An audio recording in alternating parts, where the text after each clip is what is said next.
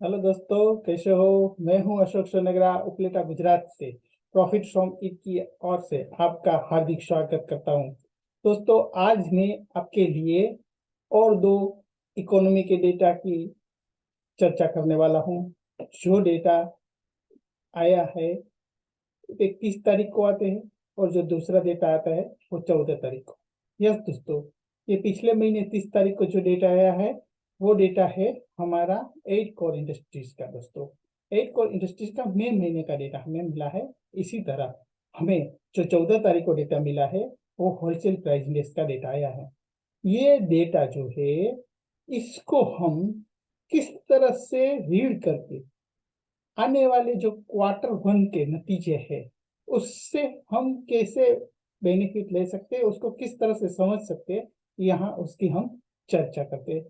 तो चलो देखिए, सबसे पहले यहाँ हम देखते हैं दोस्तों कि निफ्टी के बारे में बात करते हैं कि निफ्टी पिछले शुक्रवार को गुरुवार को सॉरी थर्सडे को अपना एक लाइफ टाइम हाई 20,000 से नजदीक आके, जो कि यानी कि 90,992 पर आके गई, यानी कि एक लाइफ टाइम हाई पे आ गई है। हमें पता है कोरोना के टाइम पे जो 7,000 तक का इंडेक्स था वो बढ़ते बढ़ते अभी 90 यानी कि 20,000 तक गया है। इसी तरह अलग अलग इंडाइसिस जो है यहाँ पर मिड कैप है, प्राइवेट बैंक है, मेटल है, एफएमसीजी है। तो यहाँ पर जो हम 8 कोर इंडस्ट्रीज की बात करने वाले हैं, तो इससे रिलेटेड जो इंडेक्स है उसमें क्या हिसाब है यहाँ हम एक बार देखने का प्रयत्न। याद रखना दोस्तों, यहाँ मेटल के अंदर हमें पिछले साल के मुकाबले हमें 26% का इजाफा हुआ है। इसी तरह हम देखिए तो पिछले 3 साल के मुकाबले हमें 209% का इजाफा इस इंडेक्स के अंदर आया है। इसी तरह देखिए ऑटो के अंदर हमें पिछले 3 सालों के हम देखें तो 160% का इजाफा हुआ है, और पिछले साल के मुकाबले यहाँ 23% का इजाफा हुआ। एनर्जी के अंदर हम देखें तो पिछले 3 सालों में 63% का इजाफा हुआ है यहाँ पर। तो ये अलग अलग जो इंडेक्सिस है, तो हमें जो जिस डेटा की बात कर रहे हैं उसके रिलेटेड इंडेक्स के यहाँ हम देखते हैं, और उसके इंडेक्स रिलेटेड इंडेक्स में जो इतना इजाफा आया है तो इसके रिलेटेड जो जिस इंडेक्स की बात करें तो चलो अब यहाँ पर देखते हैं। तो दोस्तों, तो सबसे पहले जो बात करने वाला हूँ इंडेक्स ऑफ 8 कोर इंडस्ट्रीज। ये जो इंडेक्स है वो क्या है, ये जो प्राइमरी जो हमारी बेसिक हर इंडस्ट्रीज की जो प्राइमरी मटेरियल्स होते हैं ये इस इंडस्ट्री से आती है। जैसे कि कोयला है, ऑयल है, गैस है, फर्टिलाइजर है, स्टील है, सीमेंट है। ये जो बेसिक चीज है ये हमारी इंडस्ट्रीज पे प्राइमरी लेवल पे होती है। अगर इस इंडस्ट्रीज के प्रोडक्शन में अगर इजाफा होता है तो इसका मतलब क्या हुआ कि हमारी जो सेकेंडरी और टर्शरी जो इंडस्ट्रीज है उसकी डिमांड बढ़ी है दोस्तों। ये इस डेटा से हमें पता चलता है। इसी तरह हम होलसेल प्राइस को भी कंसिडर करेंगे, क्योंकि जो होलसेल प्राइस है ये इंडस्ट्रीज की जो रॉ मटेरियल है उसके ऊपर डायरेक्ट इम्पेक्ट करता है दोस्तों। जो अगर होलसेल प्राइस का इंडेक्स बढ़ता है, होलसेल प्राइस बढ़ती है, तो इंडस्ट्रीज का जो रॉ मटेरियल है वो महंगा होता है, उसकी इनडायरेक्ट इफेक्ट उसके मुनाफे पर पड़ती है। और ये जो मुनाफा है तो हमारे आने वाली कंपनियों के रिजल्ट में पड़ते हैं। तो अब हम यहाँ पर एक चर्चा करते हैं दोस्तों कि ये जो हम इंडेक्स को किस तरह से आया है और ये किस तरह का परफॉर्म किया है। तो चलो अब देखते हैं जो 8 कोर इंडस्ट्रीज है, जो अलग अलग 8 चीजों से बनी हुई इंडेक्स बना है। तो यहाँ पर सबसे अच्छा जो मई महीने के जो हमें फिगर दिखाई दे रहा है, तो यहाँ पर हमें सीमेंट के अंदर मई महीने में पिछले मई महीने के मुकाबले 16% तक का इजाफा हुआ है। फर्टिलाइजर के अंदर 10% का, स्टील के अंदर 9% का, कोल के अंदर 7% का, यानी कि ओवरऑल इस इंडेक्स 8 इंडेक्स ने जो बनाया है यहाँ 4.3% का इजाफा हुआ है पिछले मई महीने के हिसाब से। गिरावट किस किस चीज में आई, नेचुरल इलेक्ट्रिसिटी और ऑयल, ये जो तीन चीजें हैं यहाँ पर थोड़ी गिरावट आई है। हम रिफाइनरी प्रोडक्ट देखते हैं यहाँ पर भी 2.8% का इजाफा हुआ है। अब हम दोस्तों ये जो डेटा था मई महीने का था, लेकिन अगर हम अप्रैल और मई दोनों महीने के, और इस महीने की 30 तारीख को जून महीने का भी आ जाएगा, यानी कि पूरे क्वार्टर का हमें यहाँ डेटा मिल सकता है। लेकिन ये 2 महीने का डेटा को भी अगर हम पिछले साल के 2 महीने से कंपेरिजन करते हैं, तो यहाँ पर हमें अच्छे अच्छा 16% तक का इजाफा इस 2 महीनों के अंदर फर्टिलाइजर में दिखाई दिया है, और सीमेंट के अंदर 14% का, स्टील के अंदर 12% का। अब देखिए दोस्तों, आप बोलोगे कि ये जो हमें पिछले साल के जो डेटा है, तो वो तो इस साल के डेटा से कुछ भी ज्यादा है, लेकिन दोस्तों ये जो हमें परसेंटेज दिखाई दे रहा है, वो इससे अगले साल, यस दोस्तों, 2021 के अंदर जो हमारे कोविड आया था, उस टाइम ये जो बेसिक मटेरियल की प्रोडक्शन एकदम गिरकर माइनस में चले गई थी। तो उसके कंपैरिजन को रिलेटेड लो बेस की वजह से पिछले साल के जो डेटा मिले थे वो हाई मिले थे दोस्तों। तो इसके मुकाबले हमें यहाँ पर हाई दिखाई दे रहा है, ये आपको ध्यान रखना चाहिए। तो यहाँ पर भी हमें यहाँ दिखाई देगा कि फर्टिलाइजर, स्टील और कोल के अंदर अच्छा इजाफा यहाँ दिखाई दे रहा है।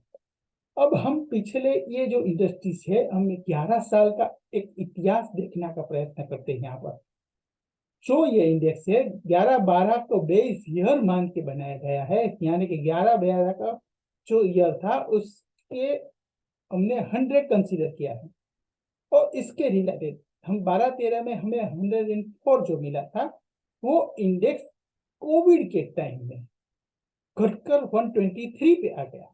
लेकिन उसके अगले ही साल यानी कि 21-22 में वो फिर से जो अपने अगले यानी कि 19-20 के प्री कोविड के जो लेवल थे उससे भी हाई क्रॉस कर गया, यानी कि 136 पर आ गया।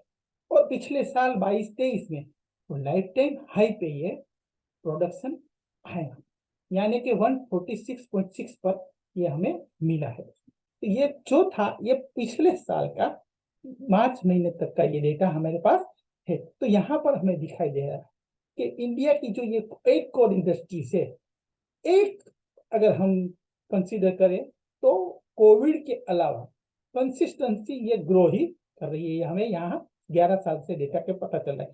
अब हम इंडिविजुअल एक एक इंडस्ट्रीज का देखने चाहते हैं, तो पिछले 10-11 सालों से कोल के अंदर क्या हाल था, हम 12-13 का अगर देखते हैं तो 103 था, जो कि कोविड के टाइम में 131 पर आ गया। लेकिन आफ्टर कोविड अभी पिछले साल ये 164 पर आया, यानी कि जो कंसिस्टेंसी है वो बढ़ती है, ये हमें इतना इजाफा होता हुआ है। लेकिन जो यहाँ हमें दिखाई दे रहा है क्रूड और नेचुरल गैस, इसमें ईयर टू ईयर गिरावट आती हुई देखी है।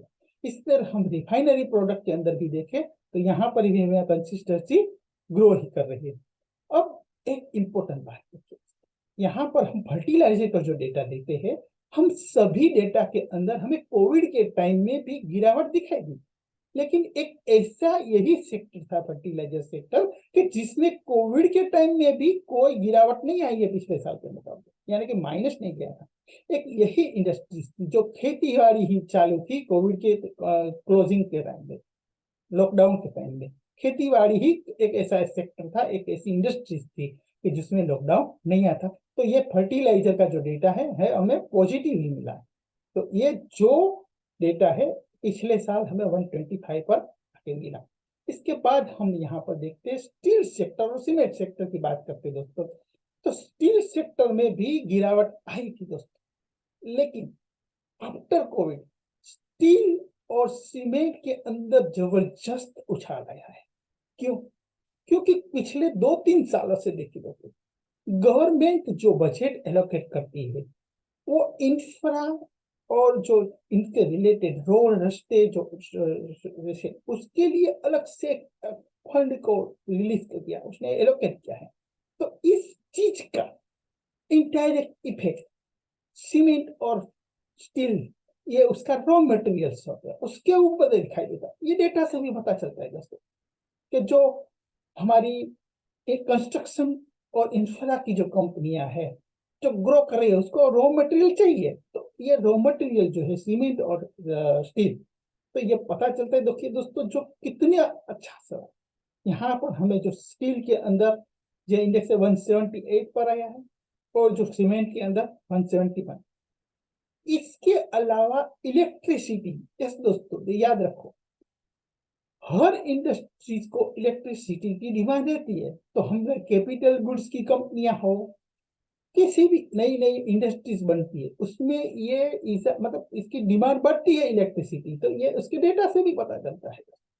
तो अब पता चला दोस्तों कि जो हमारी कंपनियां है उसका जो रॉ मटेरियल है, उस किस तरह की जो उसके जो प्रोडक्शन है उसमें किस तरह का इजाफा दिखाई दे रहा है, अगर उसको हम देखते हैं तो उसके रिलेटेड जो कंपनियां है, उसका जो बेसिक जो मटेरियल है वो उसका कंजप्शन कितना है, ये हम देखते हुए आने वाले समय के अंदर इस तरह की कंपनियां, सीमेंट की कंपनियां हैं, इलेक्ट्रिक नेलर की कंपनियां हैं, तो उसके अंदर हम निवेश कर सकते हैं दोस्तों।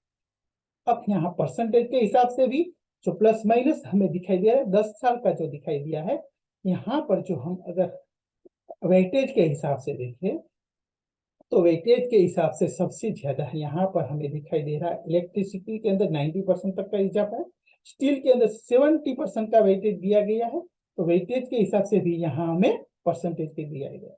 तो ये था 8 कोर इंडस्ट्रीज का हाल। अब हम देखते हैं डब्ल्यूपीआई यानी कि होलसेल प्राइस इंडेक्स, जो कि कंपनियां जो रॉ मटेरियल परचेस करती है उसके अंदर ये इम्पेक्ट करता है।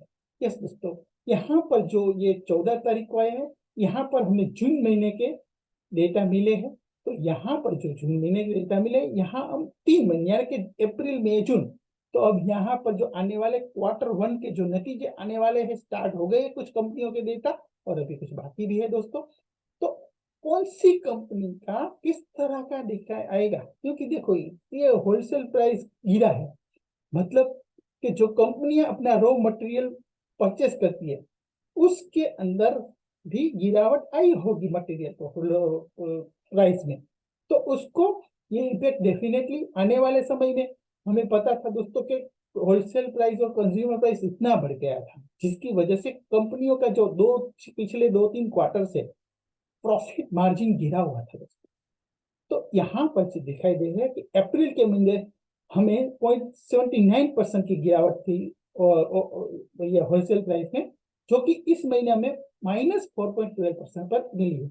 इसी तरह हम यहाँ पर देखें कि प्राइमरी आर्टिकल अप्रैल के अंदर 1.89% था, जो कि गिरकर इस महीने -2.87% पर आया है।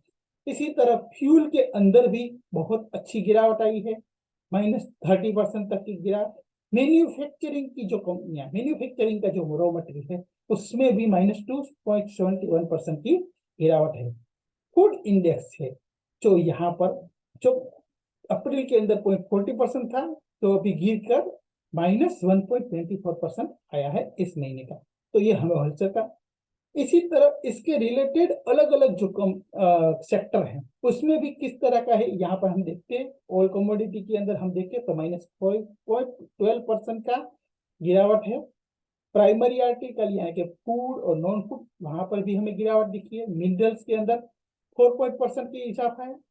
क्रूड के अंदर, क्रूड और क्रूड के रिलेटेड जो प्रोडक्ट है यहाँ पर भी हमें गिरावट दिखी है। ब्रेवरेजेस के अंदर हमें 1.87% का इजाफा दिखा है। यहाँ पर देखिए दोस्तों, सीपीआई के अंदर हम पिछले टाइम में हम बोले थे कि टमाटर का भाव बढ़ गया, ऐसा है। इन होलसेल प्राइस के अंदर हम देखते हैं तो यहाँ वेजिटेबल, एनिमल ऑयल और फैट, ये सब का जो है यहाँ पर हमें गिरावट मिली है। इसी तरह टोबैको के अंदर हमें 5% का इजाफा हुआ है। तो ये अलग अलग सेक्टर की अलग अलग जो चीज वस्तु है इसमें कितना इजाफा हुआ यहाँ हम देख सकते हैं। अब हम देखने का प्रयत्न करते हैं कि पिछले 1 साल से मंथ ऑन मंथ पर ये डब्ल्यूपीआई क्या कर रहा था। तो पिछले अप्रैल, मई और जून के अंदर हम देखिए दोस्तों तो 16% तक का इजाफा था उसमें। तो डेफिनेटली हम पता थे कि पिछले 2-3 क्वार्टर से हमारी कंपनियों के मुनाफे नहीं आ रहे थे। क्यों नहीं आते, ये हमारे सामने ही है पिक्चर दोस्तों, क्योंकि हमारा होलसेल प्राइस इंडेक्स बहुत ही बड़ा हुआ था। लेकिन यहाँ पर भी हम देखिए दोस्तों, ये जो 16-17% जो दिया है ये पिछले साल के लो बेस की वजह से ही है, ये भी कंसीडर करना है दोस्तों, ठीक है। तो अब हम यहाँ पर देखते हैं कि अप्रैल महीने से लास्ट अप्रैल महीने से यहाँ पर हमारा जब प्राइस इंडेक्स से गिरने कर आने की शुरुआत हुई है, तो कंसिस्टेंसी होलसेल प्राइस गिर रहा है। ये गिरावट की जो इफेक्ट है आने वाले क्वार्टर के अंदर हमें डेफिनेटली क्वार्टर 1 और क्वार्टर 2 के अंदर इसकी इफेक्ट हम देख सकते हैं। यहाँ पर हम देखते हैं अलग अलग, जैसे कि प्राइमरी आर्टिकल, मैन्युफैक्चरिंग और फूड, ये सभी के अंदर हमें यहाँ पर गिरावट देखिए। तो देखिए दोस्तों, ये था मेरी ओर से एक सिंपल शब्द में को इकोनॉमिक के जो डेटा है उसको रिलेटेड इंडेक्स से और रिलेटेड कंपनियों से किस तरह से रीड करते हैं और किस तरह से उसको देखना है, क्योंकि क्वार्टरली रिजल्ट हर 3 महीने के बाद आता है, जबकि ये जो इंडेक्स हमें मंथ ऑन मंथ मिलता है। तो हम आने वाले क्वार्टर कैसा रह सकता है इसका हम एक अंदाजा लगा सकते हैं। तो ये हमारा प्रयत्न था प्रॉफिट की ओर से कि किस तरह से इसको रीड करना है। तो आपको ये वीडियो कैसा लगा, डेफिनेटली कमेंट कीजिए, लाइक कीजिए। Thank you very much.